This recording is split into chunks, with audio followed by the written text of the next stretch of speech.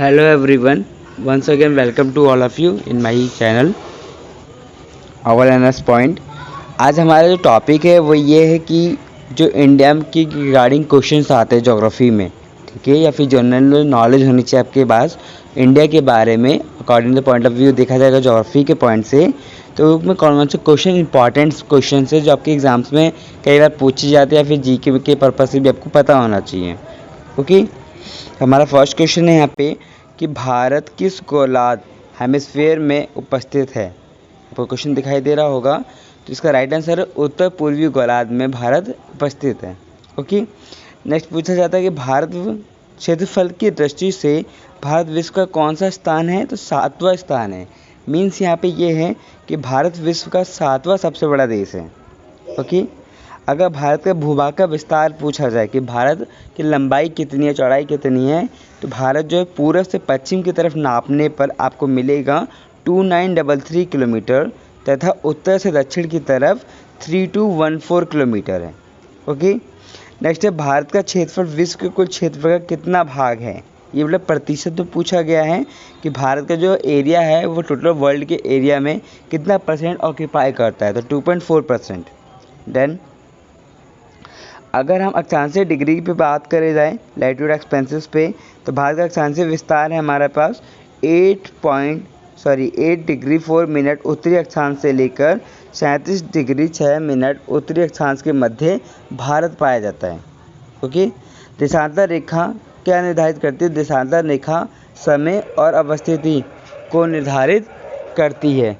Okay, next point इसमें कि कर्क रेखा भारत के किन राज्यों से होकर गुजरती है। बड़ा इंपॉर्टेंट क्वेश्चन है, बार बार आपसे हर एक जगह पे पूछा जाएगा ये क्वेश्चन। ओके, तो भारत में किन राज्यों से कर्क रेखा होकर गुजरती है। नंबर 1 गुजरात, मध्य प्रदेश, झारखंड, त्रिपुरा, राजस्थान, छत्तीसगढ़, पश्चिम बंगाल, मिजोरम। इन राज्यों से होकर भारत की ये कर्क रेखा गुजरती है। ठीक है,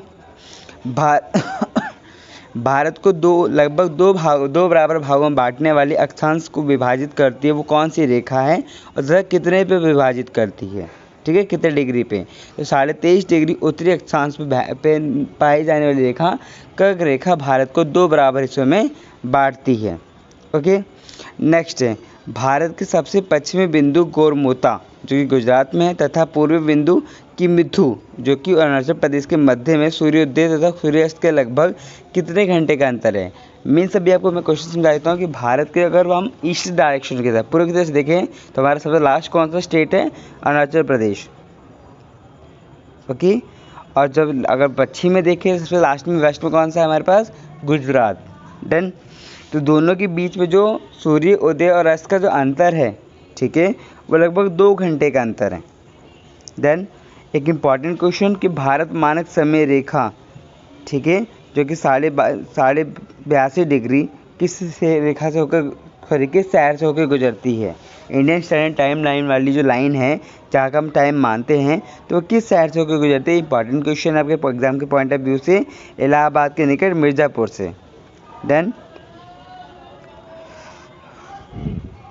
अच्छा, नेक्स्ट पॉइंट बेटा, भारत का मानक समय, जैसे आपने IST बहुत जगह टाइम में देखा होगा, ग्रीनविच मध्य समय से कितने घंटे का अंतर है। ग्रीनविच मध्य समय मीन्स यहाँ पे बेटा जो वर्ल्ड का टाइम होता है, हम ग्रीनविच मध्य समय को मानते हैं वर्ल्ड टाइम के लिए, और जो भारत का होता है वो भारतीय मानक समय जो कि हम इलाहाबाद के मिर्ज़ापुर से कैलकुलेशन करते हैं।